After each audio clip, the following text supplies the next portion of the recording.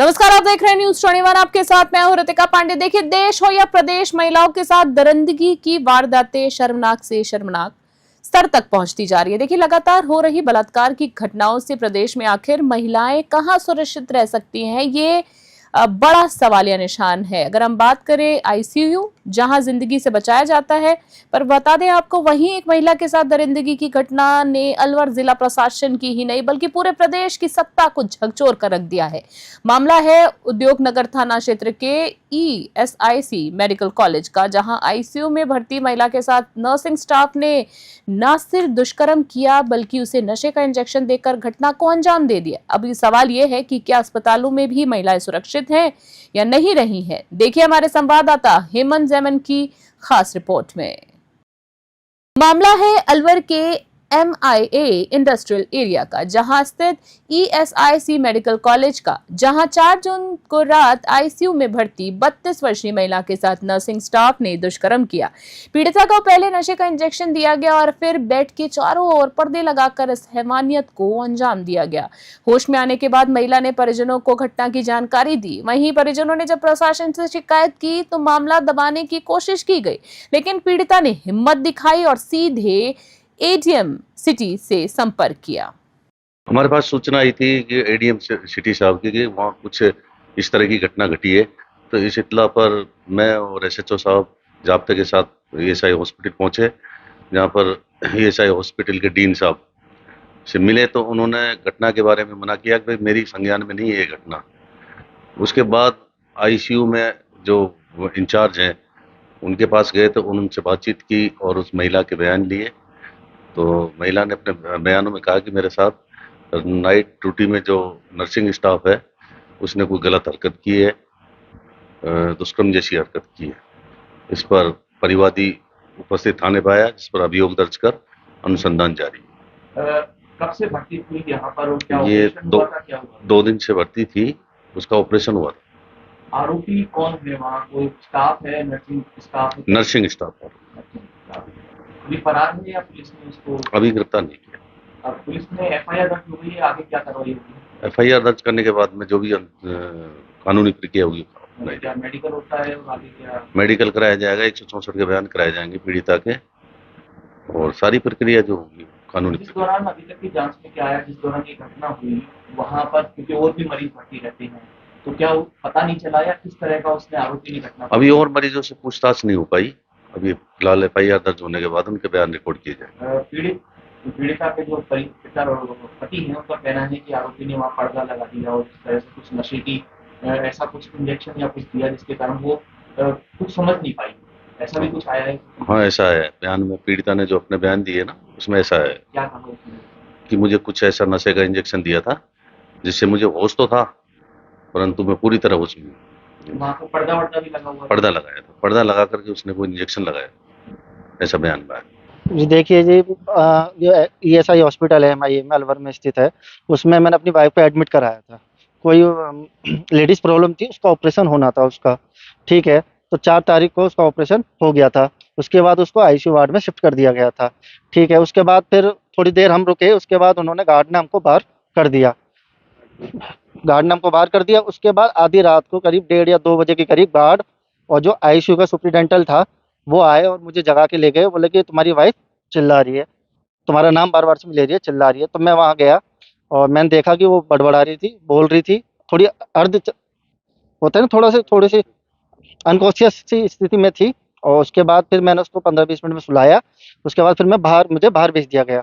उसके बाद अगले दिन मुझे मेरी वाइफ ने बताया है कि मेरे साथ नर्सिंग स्टाफ ने कुछ गलत हरकत करी है, मेरे साथ थोड़ा फिजिकली थोड़ी गलत हरकत करी है। इसकी जानकारी हमने वहाँ के डॉक्टरों को और उच्च अधिकारियों को दी, डीन को दी। उन्होंने इस मामले को दबाने की कोशिश करी, है ना। और जो मेरी वाइफ के बगल में जो बेड था, जो पेशेंट थी, वो भी सुबह इस बात को मान रही थी कि हाँ आपके वाइफ के साथ कुछ हुआ है। अब वो भी उन्होंने उसको कन्विंस कर दिया है। अब वो भी इसको पलट रही है कि नहीं, मुझे जानकारी नहीं है इस चीज़ की। तो ये तरह का दबाव भी हॉस्पिटल की तरफ से बनाया गया कि आप इसको करो? हाँ, पूरे हॉस्पिटल का जो स्टाफ था वो कह रहे हैं कि कोई छोटी सी बात है, आप इसको माफ़ कर दो, रहने दो, कोई बात नहीं, हम इसको सज़ा दे देंगे अपने लेवल पे। लेकिन फिर मैंने पुलिस को जानकारी दी, पुलिस तत्काल आई, हॉस्पिटल आई, उन्होंने सारी मामले की छानबीन करी। अब वो आगे की कार्रवाई पुलिस कर रही है। आपने रिपोर्ट दे दी, रिपोर्ट दर्ज हो गई है। जी हाँ, एफआईआर करा दी। आपकी पत्नी की उम्र क्या हो? मेरी पत्नी को 32 साल। 32 साल के आसपास है। किस दिन की रात की बात है, कौन सी रात की बात है? ये सर 4 तारीख को रात की बात है। 4 तारीख की रात को। हाँ। तो क्या वो जो घटना स्थल था वो कौन सा वार्ड था, आईसीयू था, क्या था? वो आईसीयू था सर, आईसीयू वार्ड था। आईसीयू जब वार्ड। हाँ। आप गए उस टाइम वहाँ आपके बेड के चारों तरफ पर्दे भी लगाए हुए थे? हाँ सर, मेरी वाइफ के चारों तरफ पर्दे लगाए हुए थे। वाइफ और पेशेंटों के नहीं थे। मेरी वाइफ अनकॉन्शियस कह भी रही थी कि ये भैया, जब वो डॉक्टर कुछ गलत हरकत कर रहा था तो मेरी वाइफ कह भी रही थी कि भैया पर्दे क्यों लगा रहे हो, आप क्या कर रहे हो। तो क्या वो पहले कोई नशे का इंजेक्शन दिया गया, दवाई दी गई, या क्या मतलब लग रहा है अभी?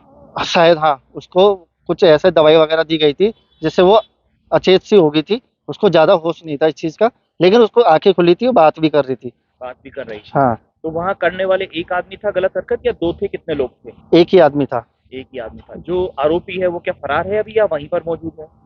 आरोपी सर अभी वहीं पे मौजूद है। वहीं पर मौजूद हाँ। है। इस संबंध में जब आपने अगले दिन सुबह जब वहाँ अस्पताल प्रशासन को बताया तो उनका क्या कहना था, किस तरह का रिएक्शन? जब उनको ये चीजें पता चली तो उन्होंने मुझे आईसीयू वार्ड में बुलाया। जो भी उनके उच्च अधिकारी थे उन्होंने बुलाया। उस आईसीयू जो लड़का देख रहा था, डॉक्टर था, उसको भी बुलाया। उसने मेरे से माफी मांगी। उसने कबूल करा सबके सामने कि हाँ, मेरे से ये गलती हुई है। लेकिन अब जब हमने पुलिस में एफआईआर करे तो पूरा प्रशासन जो हॉस्पिटल का है वो इस बात को, मामले को दबाने की कोशिश कर रहा है और हमको जल्दी से जल्दी छुट्टी देने की कोशिश कर रहा है वहाँ से। आपने एक बात कही थी कि बगल वाले जो बेड पे मरीज था उसने भी ये कहा था कि गलत रात को हुआ है। जी, मेरी मिसेज के बगल वाले बेड पे एक लेडीज थी। उनके हस्बैंड ने मुझे बताया था कि हाँ, मेरी वाइफ मुझे बता रही थी कि इन लेडीज के साथ इसने पर्दे लगा के कुछ गलत हरकत करी है। मेरे संज्ञान में ये मामला आज दोपहर को 2:30 के बाद आया है। मैं सुबह 10:30 बजे से हमारे एक शेड्यूल्ड मीटिंग थी ऑफिसरों के साथ, जो कि 1:30 बजे तक चली है, और उसके बाद उसके अ, शेष कार्यवाही करने में लगा हुआ था। जब ये इन्फॉर्मेशन आते ही मैंने हमारे ऑफिसर्स हैं उनको रोका है एवं उसकी जांच के लिए कमिटी बिठाई। कमिटी में के साथ-साथ हमने जितनी भी सीसीटीवी फुटेजेस हैं, उनको फ्रीज़ करने के लिए बोला है। कंप्लेंट हमारे पास पुलिस की तरफ से भी आ गई है कि भई उनके वहाँ पर रिपोर्टिंग हो चुकी है। अ, हम इसमें जो भी इन्वेस्टिगेशन एजेंसी होगा, उसके साथ देने के लिए तत्पर हैं एवं पूरी सहयोग जिसके करेंगे। ऊपर आरोप लग रहे हैं, क्या उसके ऊपर एक्शन, या वहाँ जिस मामले को दबाने में कुछ लोग ऐसे थे जो पहले शुरुआत में कह रहे थे कि छोड़िए बात, या पीड़िता को या उसके परिजनों को दबा रहे थे, उनके ऊपर भी कोई एक्शन लिया जाएगा? बिल्कुल लिया जाएगा। एक बार रिपोर्ट मेरे सामने आए और रिपोर्टिंग में हमारे सामने पूरा तथ्य सामने आए कि क्या, किसने और कब कोशिश की, तो वो पूरे परिस्थिति को हम करके एवं पुलिस में अकॉर्डिंगली न्यायिक रूप से जो भी एक्शन होगा वो आपने जो कमेटी बनाई है उसमें कितने मेंबर हैं और कब तक रिपोर्ट? हमने जो कमेटी, कल परसों छुट्टी है, पर फिर भी हम जो है कोशिश करेंगे कि कल सुबह तक पूरी रिपोर्ट हम ऑफिशियली इसको सबमिट कर पाएँ। फिलहाल पुलिस सीसीटीवी फुटेज को खंगाल रही है, वहीं आरोपी की पहचान और गिरफ्तारी की प्रक्रिया भी चल रही है। इस मामले ने स्वास्थ्य संस्थाओं की सुरक्षा और संवेदनशीलता पर बड़ा सवाल खड़ा कर दिया है। नेता प्रतिपक्ष टीकाराम जूली ने इस मामले पर भाजपा सरकार को घेरते हुए कहा है कि पूरे प्रदेश में सरकार की मॉनिटरिंग जीरो है, अपराध चरम पर है, आम आदमी की सुनवाई नहीं हो रही है, महिलाएं बिल्कुल भी सुरक्षित नहीं है। देखिए, इससे ये साबित हुआ है कि भारतीय जनता पार्टी के राज के अंदर बलात्कार जैसे जो मामले हैं उनको भी दबाया जाता है, उनकी एफआईआर लॉन्च नहीं की जाती है।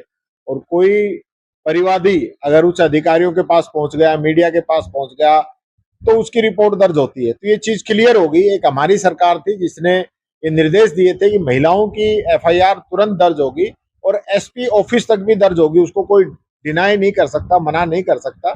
लेकिन जो लोग नहीं सहेगा राजस्थान की बात करते थे, रेप और बलात्कार की घटनाओं पे बहुत बड़े बड़े बयान देते थे, आज वो लोग सारे कहीं छुप गए हैं, वो चुप हो गए हैं, उनके मुंह पे पट्टी लग गई है, टेप लग गई है। आज वो क्यों नहीं बोल रहे हैं? मैं बात उनसे पूछना चाहूंगा, क्या राज बदलते ही जबान भी बदल जाती है? ऐसी बात नहीं होनी चाहिए। आप जिस प्रकार की घटनाएं चल रही हैं पूरे प्रदेश के अंदर, बलात्कार, रेप, गैंगवार, माफिया, सब हावी हो रहे हैं और जनता की कोई सुनवाई करने वाला नहीं है। हॉस्पिटल ही अब सुरक्षित ना हो तो फिर सरकारी हॉस्पिटल और वो भी मेडिकल कॉलेज के अंदर इस प्रकार की घटनाएं, मैं तो ये कहना चाहूंगा पूरी इसकी सीसीटीवी फुटेज और सारी जांच की जाए और पूरी मॉनिटरिंग हो, क्योंकि आज मॉनिटरिंग नहीं है। राजस्थान के अंदर जो मर्जी जो कर रहा है, कोई नकली खाद बना रहा है, कोई नकली खाद्य पदार्थ बना रहा है, कोई नकली बीज बना रहा है, कोई बजरी चोरी कर रहा है, कोई माइंस से अवैध चोरी कर रहा है। इस प्रकार का पूरा हाल खराब हो चुका है और मुख्यमंत्री जी दिल्ली दौरों में व्यस्त है, वो राजस्थान में टाइम नहीं दे पा रहे, मॉनिटरिंग नहीं कर पा रहे। अभी देखिए आप, मानसून आ रहा है और पिछले बजट की जो घोषणाएं थी एनीकट निर्माण की या जो भी इन काम करने की, एक भी पूरी नहीं की है और अब बात कर रहे हैं कि इनको समय पे पूरा करो। तो एक तो सीजन ही निकल गया, फिर कब पूरा करें? तो अब सवाल ये उठता है कि आईसीयू जैसी जगह पर इस तरह की घटना कैसे हो सकती है। बड़ा ही हैरत करने वाला मामला है। क्या महिलाएं, मरीजों की सुरक्षा के लिए अस्पताल में कोई पुख्ता इंतजाम नहीं है? क्या महिलाएं अस्पताल में भी सुरक्षित नहीं है, मरीज भी सुरक्षित नहीं है? बड़ा सवाल है।